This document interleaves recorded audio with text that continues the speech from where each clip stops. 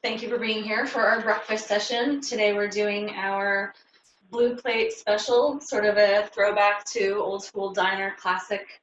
Um, there is actually a whole trivia story about blue plates and all of that, and so I will um, explain all of that nerd trivia as we go along. I have all of that stuff ready to go. So as we get started though, looking through this, there's a lot of substitutions you can obviously make. You can have turkey bacon, chicken sausage. You can have one or the other or both. I have a little of both going on today just to kind of demonstrate. There's not a lot of fancy methods going on here today. The recipe for the French toast is the best one that I like and use. You can really kind of caramelize it if you want and go to town on some crispy candied edges on your French toast. And so we will demonstrate some of that. The fried eggs, it's kind of going to be a little refresher of our very early class when we did egg session. And if you weren't here with us for that, so then it was going to be a good lesson for basic fried eggs, which is a important survival skill. And then fruit, I already have my fruit all cut up. Noises just because of time. I went with an assortment of nectarines, strawberries, and blueberries just because it's what I had from the farmer's market last weekend. And it sort of looks like a classic little diner bowl to me. So that's going to go on the side of everything when it's all done. If you have fruit, great. If you don't, that's okay. It sort of pretends to help make it healthy, but who are we kidding? This is just good classic American fare in the morning, get you going. This was came in a time in American history when people were struggling a lot. So kind of fits in today. I've got my cast iron skillet heating up on a very low heat just while I was getting prepared for class. I'm going to turn that to a medium now so that I'm going to use this for my breakfast meats. I'm using regular bacon. I like to get thick cut, just it helps the cooking process. And then I'm using this like bulk breakfast sausage. I couldn't find breakfast patties or links, but I actually really like the flavor of this stuff, and then you can make your own kind of rustic looking patties that way. And so I'm using that. Any sausage, like I said, is great for breakfast. Chicken sausage is a really good alternative. You can get plant-based breakfast sausages. Morningstar makes really good links and patties. I grew up on those actually. So you can mix it up, have any kind of protein in the morning. It really does go a long way to helping the rest of your day. And if you do want to sneak in some of that, maybe not so good for you fat like in bacon, then do it in the morning when you can try to work most of it off. That's how I convince myself it's okay sometimes, but just sometimes. So we want to make sure your pan is pretty hot. I've got mine smoking. I'm going to go ahead and start the bacon and sausage, and then after that, the meats can set aside for a long time. That's why we do those first, because they'll stay hot and they'll stay delicious, just draining on a plate off to the side. So I cut my bacon in half.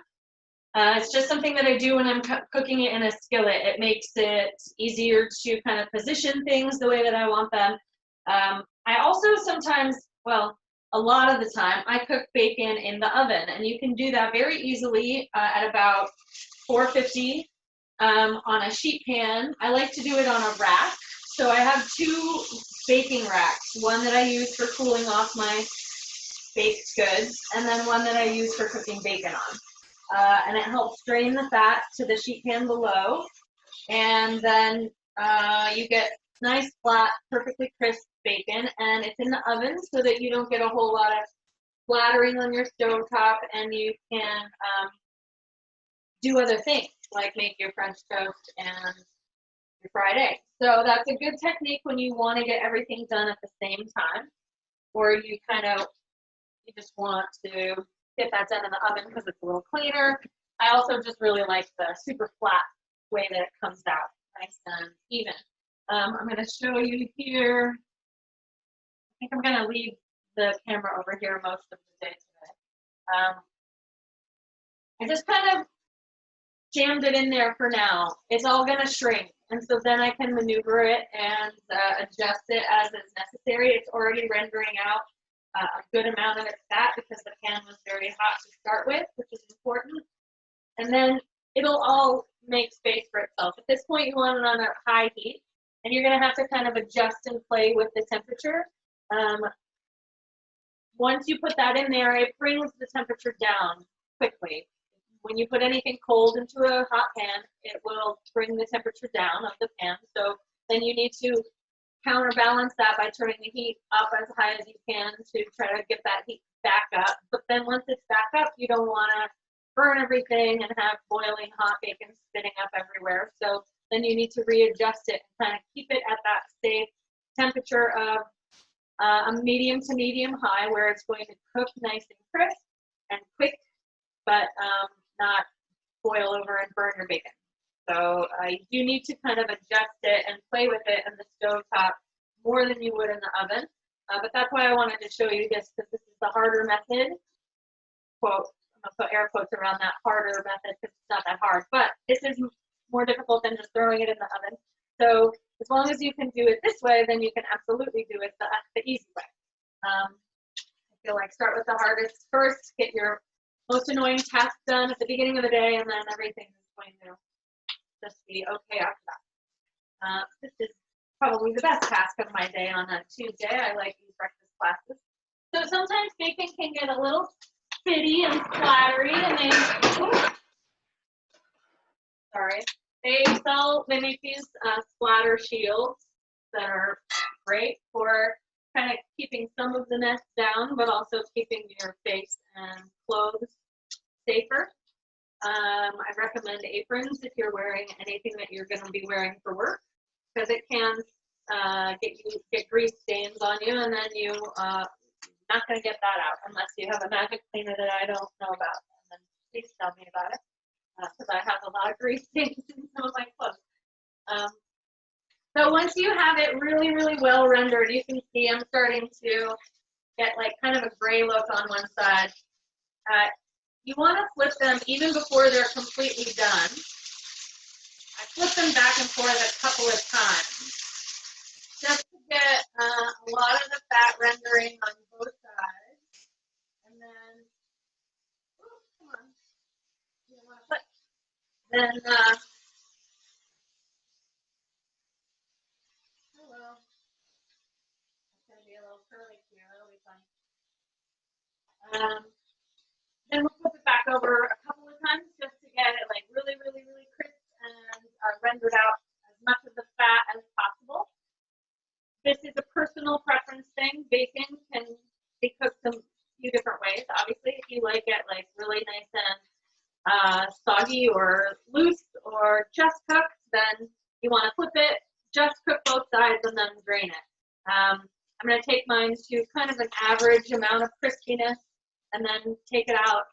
And then if you are like my mother, let's say, then you are crispy bacon. You'll send it back to the kitchen at the diner if it's not crispy enough, and that's good, because you should get things the way that you like them when you ask for them that way.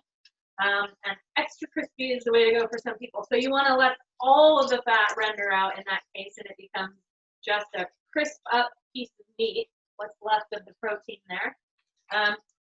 Once it has kind of stopped sizzling extremely loudly, then you know that like the reactions are taking place. That side is crisp. That side has rendered out, you know, the majority of what I want it to. Then I'm going to flip them back over for probably just this last time. I've got a really nice dark golden brown crispiness on that side that I just uncovered. That's what I'm looking for on both sides. And then I have a plate with paper towels. Key, although here's a trick. If you just were going to be having toast or maybe some bread with your breakfast, use your bread. This is like super camping, old school. You're going to go work out on the farm all day kind of style. You soak up the bacon on the bread, and then you can toast up the bread and have that with your people did that regularly enough that unfortunately the lifespan of most men was much shorter than it is now. But don't do it regularly. I do not recommend this breakfast on a regular basis, but it is a treat. And a lot of these basic skills are good to know whether you do them all together all the time or not. You don't have to have bacon and sausage and fried eggs with your French toast every time you have French toast, certainly. French toast is one of my favorite breakfast treats of all of the sort of breakfast pastries. I know that there's, are you a waffle or a pancake person? Well, I'm a French toast person, so I'm on the outside over there, but that's all right. I really like this recipe that we're going to do for the soak for the French toast, so I just kind of wanted to give you that. We've got a lot of bacon grease in this pan, and I do want to cook some sausage. It's okay if there's a little tiny bit of the bacon fat coating the bottom of the pan, but not like a pool of it. We don't want that. I don't want to fry my sausage in bacon, so I'm going to very carefully over the sink over there pour this bacon fat into this glass container, not in my hand. I'm going to put it down in the sink and then pour it into there. You never want to pour grease down your plumbing. I know that some people do that. I used to watch my grandmother do it, like it didn't seem to matter, but it definitely can build up, especially down in the plumbing systems of your building or of the streets below you. Look up online like pictures of fat deposits in the sewage systems in New York. It's really bad. So put it in a glass container, let it cool off, and then you can just dump it into the trash. Once the fat is cold, it becomes solid, and you can just kind of scrape it into a trash container. So I'm just going to carefully pour as much of that off as I can, but I'm not going to really worry about wiping it down too much. If your bacon got a little, I'm not going to say burnt, but like real crispy, and you have some bits on the bottom of your pan, you might want to wipe some of them up. I kind of want to get a little bit of that flavor in my sausage patty, so I'm not going to stress too much about it. I'm just going to move on here. The sausage, like I said, if you have already formed sausage, then you just kind of want to cook it according to the package. It's usually, you want to sear it in a skillet and like roll them over or flip them once one side has been browned. And we'll do the same thing here with the bulk sausage that I have. We're just going to be making our own little patties. I'm not going to use all of this, obviously. Let's see. I'm going to cut the end off and take a little bit out, just a little, and then set this aside. I'm literally just going to kind of very loosely form it in my hands. I'm not even, mostly I'm going to just squish it right down onto the pan. Kind of thin it out. The thinner it is, the faster it'll cook. Tortilla is very well seasoned. If you got a seasoned sausage, like most sausage is, this is that breakfast Jimmy Dean's special, classic. Plenty of salt already, just plenty. Do not salt your breakfast meats. Even the plant-based ones like Morningstar, they have, that's how they make them taste okay. That plenty of sodium. So we are not seasoning any of that stuff for sure. I've got this on a medium-high heat. I just want to get a really good browned hard sear on both sides. And since I made them nice and thin, that's going to cook them through. They're also going to sit off to the side. I have my oven at 200. It's just like, warm. You can, some ovens now you can just set to like a warm setting. That's what you want. Just because as we're working on one thing at a time, we want to keep our food nice and warm and toasty so that it's ready when it's time to eat it. All right, so I've got some browning happening. Flip these, and then probably flip them back over maybe once more as this pan gets a little bit hotter. I turned it off, obviously, while I was pouring out the bacon, so coming back up to a nice high temp. Make sure that I have this, yeah, it's just barely warm. So I'm going to put my sausage on this same plate with the bacon. If you're making a lot of different stuff, like for different family members, and you don't want to mix the meats, you can always have a separate little section, but I'm just going to keep mine on this one plate, and they're going to go into the oven together. And then we're going to make our French toast. So for that, we need a small bowl. You need a whisk. You're going to need a spatula eventually. I'm going to be using this square griddle pan, which is like a four, you all know what a square is. It has four corners. It's a non-stick griddle pan for that. And then kind of importantly, if you're mixing your French toast batter in a tall bowl like this, like I am, then you want to have a shallow dish. I'm going to be using this little casserole to dip the bread into. You'll break up your bread if you try to shove it into a tall or narrow bowl. You want to have a nice wide, shallow vessel for that. So while the sausage is finishing up, I'm just going to get everything ready for the French toast so that we can keep moving. The recipe for that calls for eggs, milk, sugar, cinnamon, vanilla, and then we're going to cook it in a mixture of butter and canola oil. If you have canola spray, that's fine. And then obviously for service, if you like maple syrup, classic Vermont maple, the cheesy corn syrup kind of maple, which I have, you can get molasses. I like to use the, this is, I'm letting you into my life a little bit. I mix the like store brand corn syrupy kind of classic little kid syrup with heavy molasses. So it's a thing, and it's delicious, and I highly recommend it. If you ever have those things in your house, get a little 50-50 combo of those things on your pancakes or French toast, and it's delicious. But any kind of thing for service, you don't even need to have syrup. If you want, you can just do a little powdered sugar or put your fruit on top. That would be great. French toast is versatile. You can use it as anything. You can cut it into sticks and kind of take it in your car to go. And it's nice. I like French toast. You can make it with a good whole wheat bread. You can make it with anything. I've used old stale like baguettes. You just make really small slices. That's what it comes from, French toast. It was like another way to use stale bread.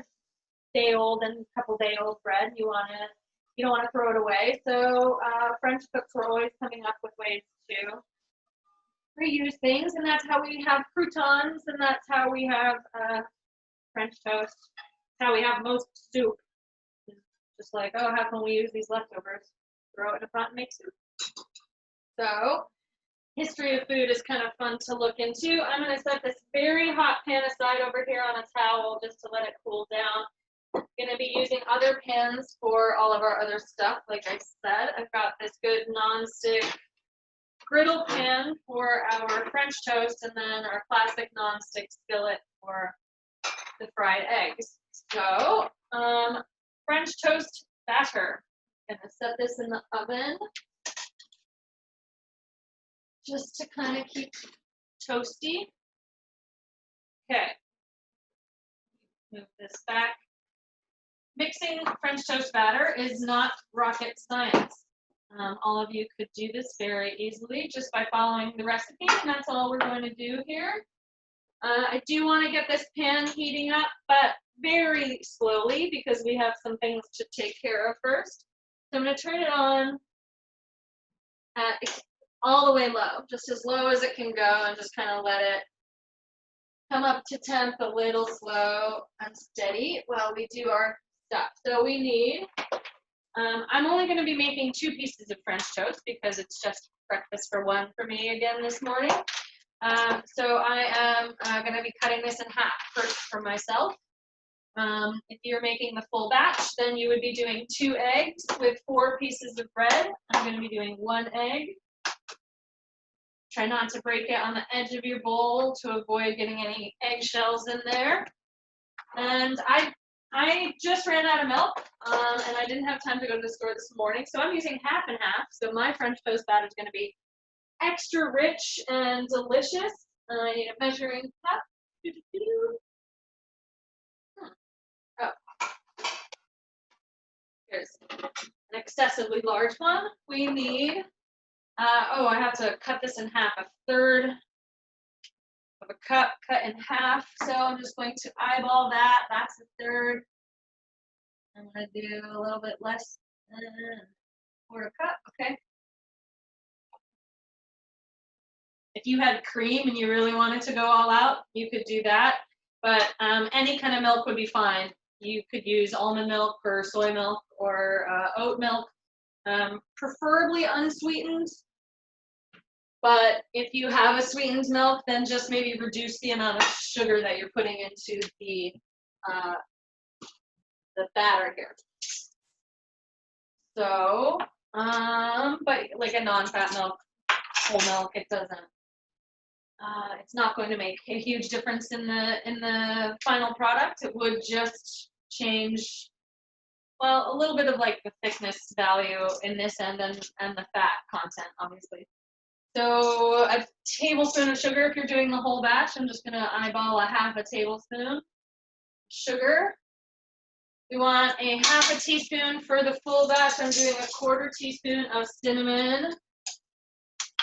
This is a key traditional ingredient in French toast coating. If you really like cinnamon, you could bump it up a little bit, or adding in other flavors like a teeny, teeny, teeny tiny bit of nutmeg and cloves would be kind of nice if it's the fall maybe and you're super into pumpkin spice. Okay, so I've got my cinnamon, and then we're going to do the same amount of vanilla. And this really, really just kind of helps make it taste even sweeter. Even though vanilla is not a sugar, it enhances those kinds of natural sweet flavors. Like when we're baking with chocolate, you add vanilla to make it taste even more chocolatey, which is fun. So we've got our ingredients into the batter here, the coating mix. All we're going to need after this is the bread and the butter and canola oil, and that's the French toast. So pretty simple. You want to make sure that you break up the egg yolk very well. And whisk this very well. You don't want any of the egg whites to be separate. You want them to be extremely broken down and mixed with the milk and the egg yolk. If you don't do that and you have like kind of separate pieces of yolk and little chunks of egg white that don't get really, really, really well mixed in, then you're going to have cooked egg white, like cooked egg on the outside of your French toast. And that's fine, it's edible, but it's not classic, and it's, you know, you want to do it the nicest way possible. So that means making this blend very, very well mixed. And then I'm going to pour it into, like over the bread in this shallow dish. I'm using that very thick white bread you can get at all major supermarkets these days. But like I said, any bread that you have or any of your favorite breads, very especially if it's older bread, then it's great for this.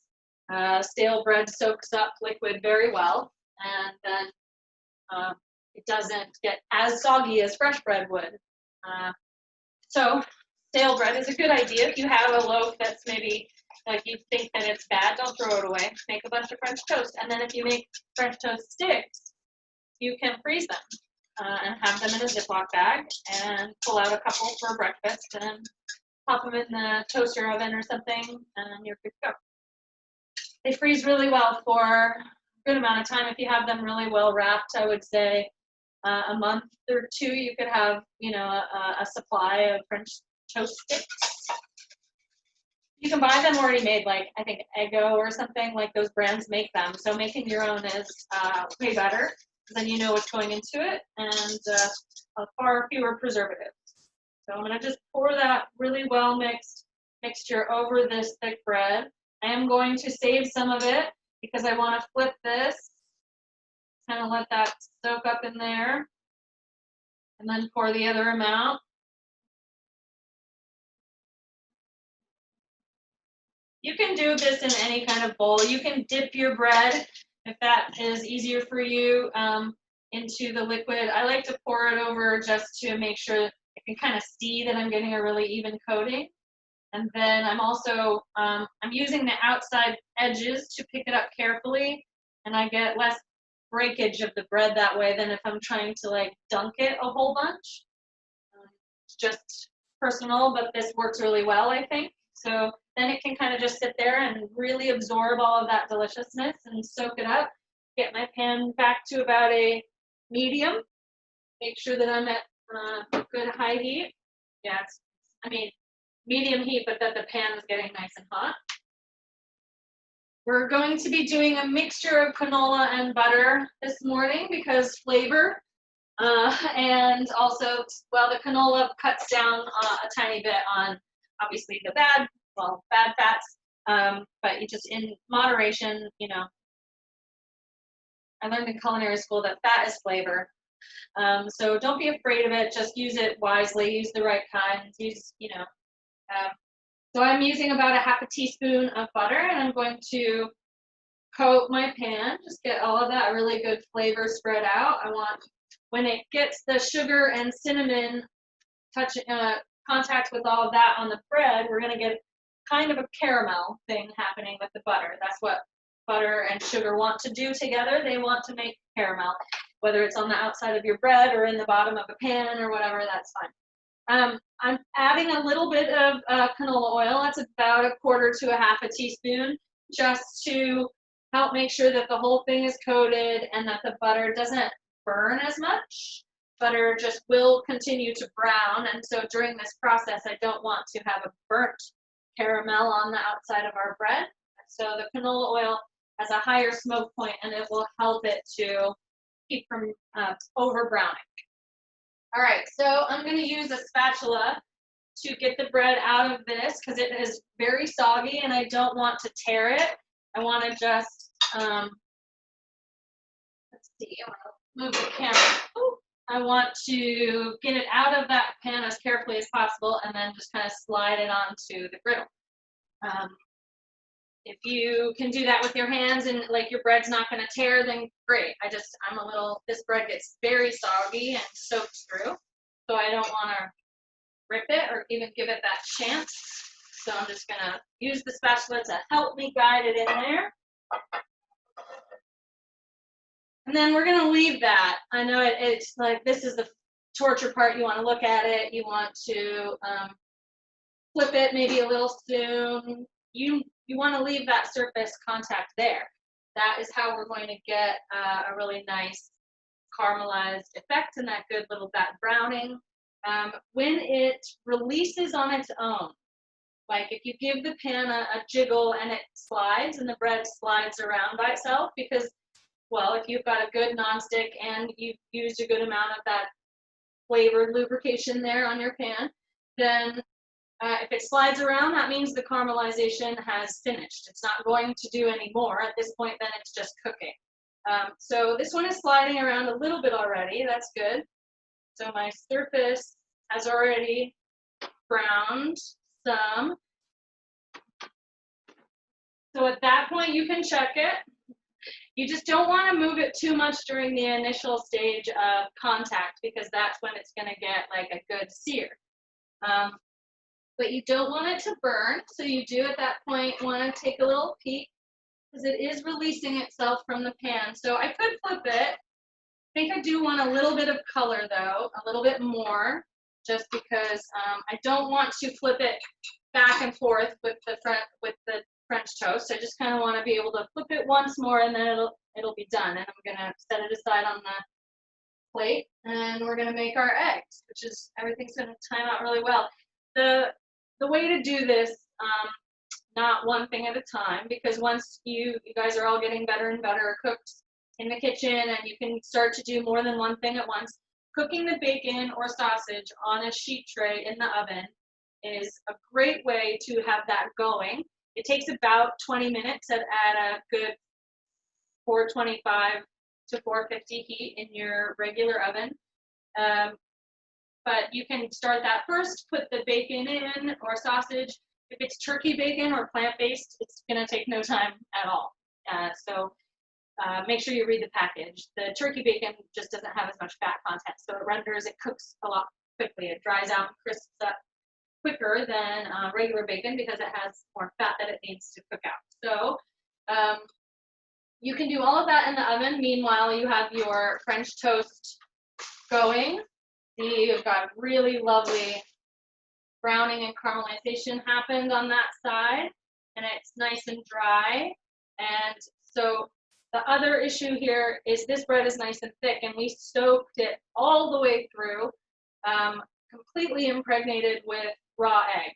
So you absolutely have to make sure that it cooks through. And so leaving it on one side and then the other for the proper amount of time means that, like, not only is it going to cook on the outside nicely, it's going to cook your bread, that raw egg that's in that bread now, it's going to cook that all the way through, and that's important as well. You don't really want to eat a like raw soaked in piece of bread with, even if the outside is nice and toasty.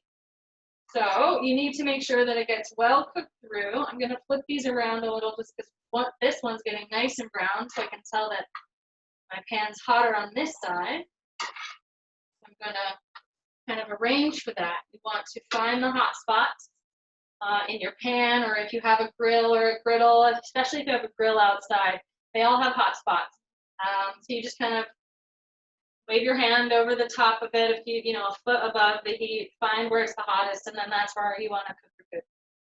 And then where it's kind of warm, you let it there. Once your food is cooked, you kind of move it over to your warm spot to keep warm. You know, there's all these things that you get to know about your oven and your cooking spaces. All right, this is coming together and finishing up very well. You can smell the cinnamon. It's going to be delicious. Okay, I'm going to turn this off. Well, I'm just going to move this over. I've got this now on a medium heat. My non-stick skillet, I'm going to heat that up on a direct medium. I am going to grab my little plate here of stuff, and I'm going to add this delicious French toast just right on top. It's all going to go in the same place eventually. I don't mind if it sits together. So this I'm going to set aside as well to clear it all up over here. It's very hot, this skillet is still very hot. I love cast iron. Okay. So medium heat. You can use pan spray. Just for this, I'm going to use another teeny bit of butter. I'm going for about a 1/4 teaspoon. I'm making, I'm just going to make 1 fried egg for myself today. If you were making this for, oops, butter down. If you were making this for like a family of 4, you would, you know, take orders. How many eggs do people really want? Usually it's 1 or 2. I'm just going to have 1 egg with my breakfast. And if you were in our egg class, you remember fried eggs are very personal. You can like yours underdone. You can like yours as runny as can be. I like an extremely runny yolk, but very hard cooked white. I know that some people like a very hard cooked yolk, and so you want to take yours a lot further than mine. You can flip yours for a good hard cook. That's going to cook your yolk much harder if you flip it over. I use a trick where I put a lid on top. I know we talked about that and did that together in our eggs class if you were here for that. That ensures that the top does cook, but as long as I take it off early enough, it's not going to cook the yolk all the way through. So that's my little fun cheating method for getting a nice runny, sunny side up yolk, but not having to flip it, because then I don't want to break the yolk. I want to have a nice runny, solid cooked yolk. So I'm just going to do 1 egg today for myself. Move these things.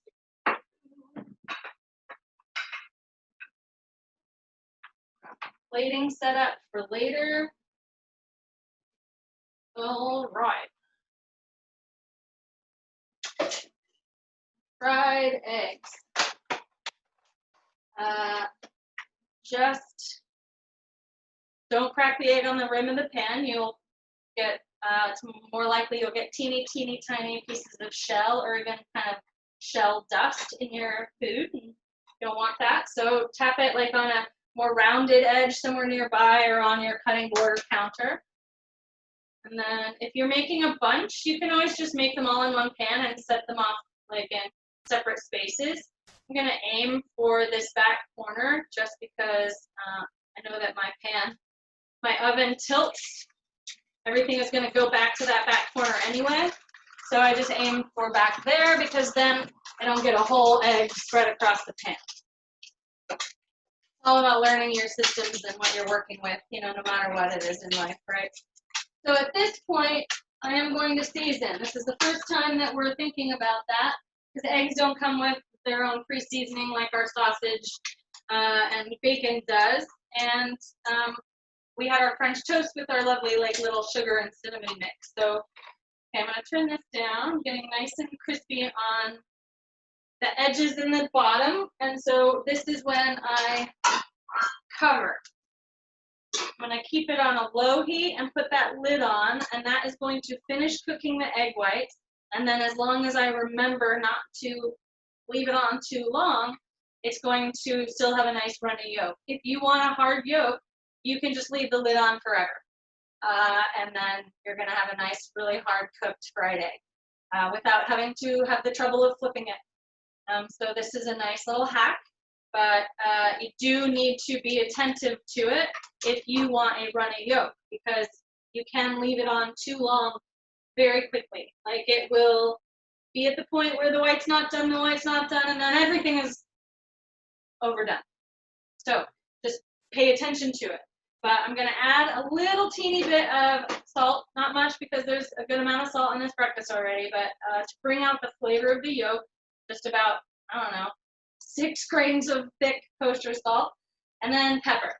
And pepper is very up to you. If you like a lot of black pepper or white pepper, you can go to town on your fried eggs. But seasoning is important with eggs, that it just makes them taste better like eggs.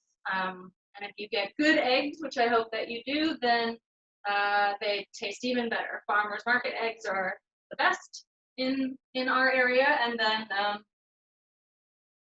if you can, you know, I don't know, the ones that are the most cage-free and small farm, they get to eat grass and live a happy life, and they make good eggs. So checking it, I have got a cooked through white. There's no more runny white. There's no more like pools of it. I got a nice crispy edge, which for me is really good and perfect style for our diner plate, because they used to just cook the eggs right in the bacon fat and pan, so you would get a very hard, crispy bottom on your fried egg. But as you can see, I have a very jiggly, nice, runny, sunny side-up yolk. So I am turning that off. My egg is done. Time to plate. This is the fun part. We're going to be a little early today, which is good. We can stuff. All right, so cleaning, setting aside, making area. I'm going to have my fruit here. I need my whole plate. If you have a blue plate, you should use it. Even more fun if you have a plate that separates the food out into pockets. That is the original blue plate special. I can't really, there's a couple of different stories as to like why they were blue. There was a company that was making these cheap plates and selling them to restaurants, and story goes that the blue was the cheapest color that they had to kind of decorate the rim of the plates. Some of the plates were just solid blue plates. All of them, though, specifically had separate pockets for the food, like a cafeteria tray. And the idea was you could get, this was during the Depression, hard times, you couldn't really get a good hearty breakfast at a lot of places for what you could 10 years ago. So the idea was you could get a blue plate special, you could still get it for a quarter. You could get all that stuff just like you could 10 years ago when times were still good. And you could get whatever the special was at the diner or the restaurant that day or that week. They would write it up on the board, and it was usually because someone gave them a whole hog, or they had a this, or they had a that, or they had a surplus of something, and so they threw it all together on a plate and called it the blue plate special. And there's a lot of different histories of like who might have started it. The evidence of the first use of the phrase is like all the way back in the late 1800s, but it really took off in the 30s. So that is a fun little trivia fact. You can maybe use that in a bar game someday or something, but They actually did get served on blue plates, or at least with heavy blue decoration around the rim and the bottom, and they were separated like cafeteria trays, which is really funny. They were hearty, potatoes and steak and eggs, and which is why we are really going to town today with our spread. So, throwing it back to the hard-working folks of the 1930s and some of those restaurants that tried to serve them well, even if it was cheap. So, and then next week we're going to go completely the other way and do eggs Benedict, which I'm really excited about, because that's my favorite breakfast when I go out to eat, because it's difficult and annoying to make. So letting other people do that for you is nice, which is why I let other chefs do that for me. But they're important skills. So we want to learn to poach some eggs and make a classic hollandaise sauce from scratch. So we're going to be doing that next week. I am going to cut my French toast because I like to make things present very well, and we're all about treating ourselves, especially with a lush breakfast like this. I'm going to kind of lay out my French toast in a nice, fun way. Get my crispy drained bacon here. Nice sausage patties. Ooh, these are hot. I'm going to sort of tap them out on that bacon paper towel. That was the thing about keeping them in the low oven, is they're going to continue to kind of cook. So even if you like a good well done sausage or crispy bacon, this is a good way to keep that going. If you have already kind of overcooked, or your sausage is right where you want it to be, then maybe just keep it covered where it'll stay warm on top of the stove and don't put it in the oven, because it will continue to cook even if your oven is only on warm.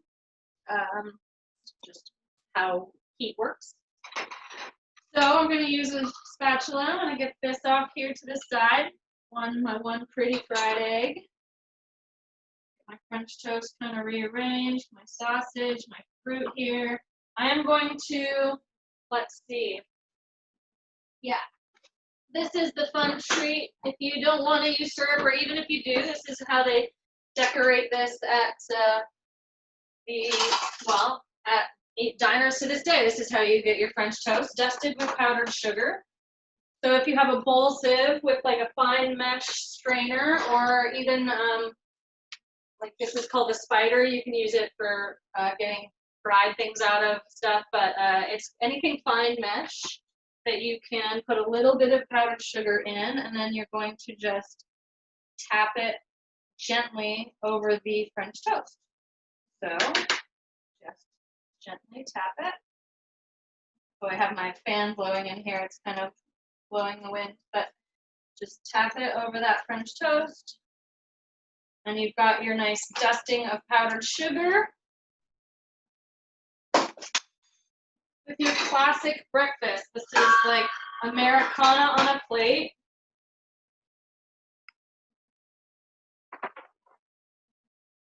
And some things about America are great, like this breakfast. So, ta-da! Very simple. It doesn't seem fancy, and it's really not. You can get all of this, actually, you can get affordable versions of all of these ingredients.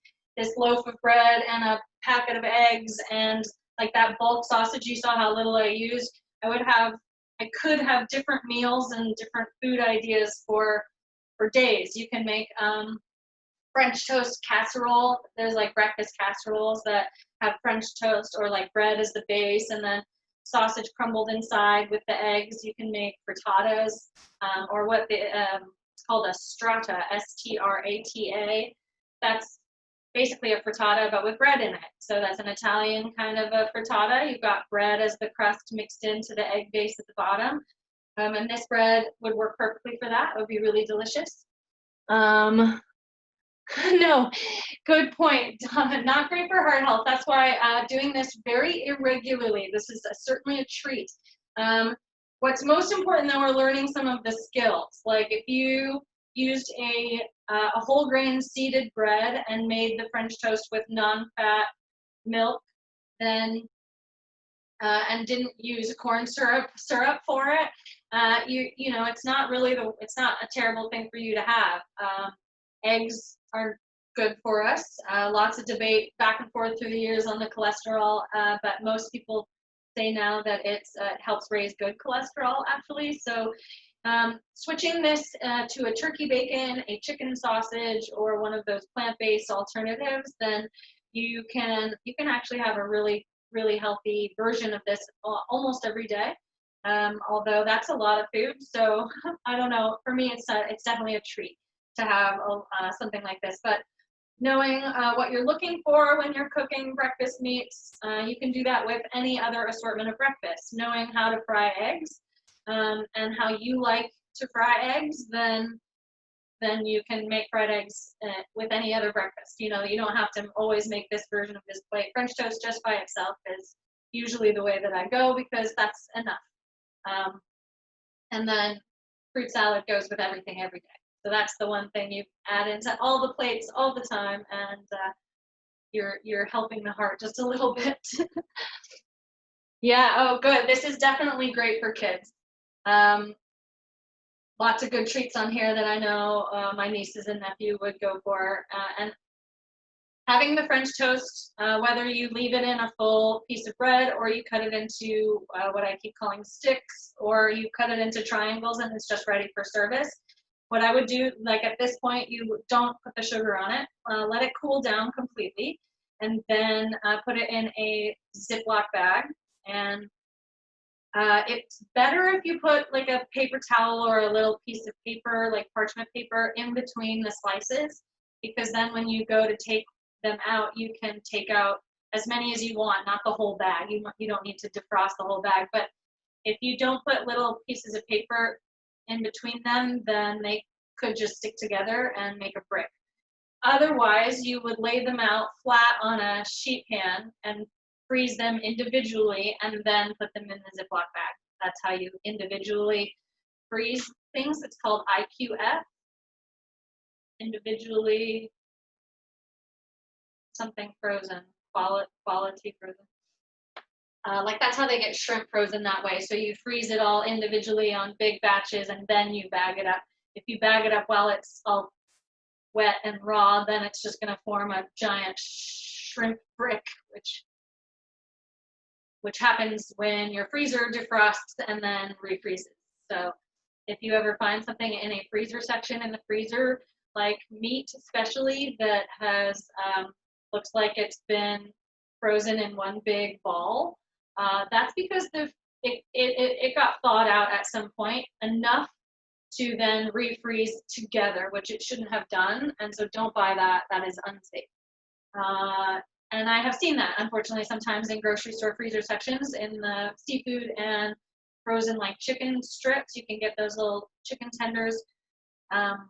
If they are not individually frozen, where you can separate them easily from each other, and it looks kind of like one brick of frozen product, then it was defrosted at some point along the way and then refrozen, and that is not good. Don't eat that.